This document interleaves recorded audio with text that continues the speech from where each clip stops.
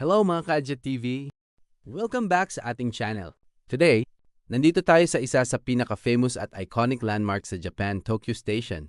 Mga Kaadjet TV, tingnan ninyo ang paligid. Kahit nasa labas lang tayo ng station, makikita agad natin ang beautiful combination ng classic Japanese architecture at modern Tokyo.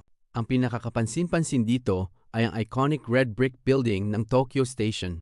Elegant ang design nito at talagang nagbibigay ng old meets modern feeling. Sa paligid naman, makikita natin ang tall buildings, offices, hotels, restaurants, at busy streets ng Marunouchi area.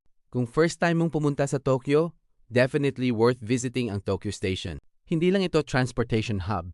Isa rin ito magandang place para maglakad, magpicture, at ma-enjoy ang Tokyo City atmosphere. Habang naglalakad tayo dito, mapapansin din natin kung gaano ka-busy ang area. May mga locals na papasok sa trabaho, tourists na kumukuha ng pictures, at mga taong nagmamadali papunta sa kanilang destination. Pero kahit maraming tao, very organized at clean pa rin ang paligid. Ito talaga ang isa sa mga bagay na mapapansin mo habang nag-e-explore ka sa Japan. For photography lovers, perfect din ang location na ito. Lalo na kapag maganda ang weather, ang combination ng historic station, building at modern skyscrapers sa background ay nagbibigay ng magandang view para sa photos at videos. Isa rin sa interesting dito ay ang contrast ng old and new Tokyo. Sa isang side, mayroon tayong classic architecture na nagpapaalala sa history ng city. Sa kabilang side naman, makikita natin ang modern skyscrapers at busy business district. At kung gusto mo ng relaxing walk, pwede kang mag-enjoy sa Marunouchi area habang tinitingnan ng architecture, shops, restaurants, at everyday sea life.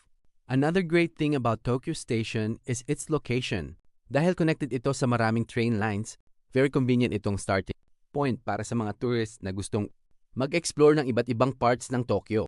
Kaya kung nagpaplano kayo ng Japan trip, don't forget to include Tokyo Station sa inyong itinerary. Kahit hindi ka sasakay ng train, worth it pa rin pumunta dito para makita ang architecture at ma-experience ang atmosphere ng Central Tokyo.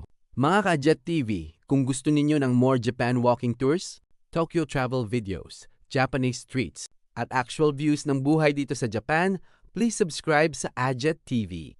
I-like ang video na ito, share sa inyong friends and family, at comment below kung anong lugar sa Tokyo ang gusto ninyong makita natin next. At bago tayo matapos, let's take one more look at this beautiful Tokyo landmark. Tokyo Station, classic architecture, modern city life, busy street, a Japanese atmosphere all in one place. Thank you so much for watching mga Kaadjet TV. Sana nag-enjoy kayo sa short tour natin dito sa labas ng Tokyo Station. Stay safe, keep exploring, and remember, Japan is always worth discovering. This is Kaadjet TV. Arigato and matane!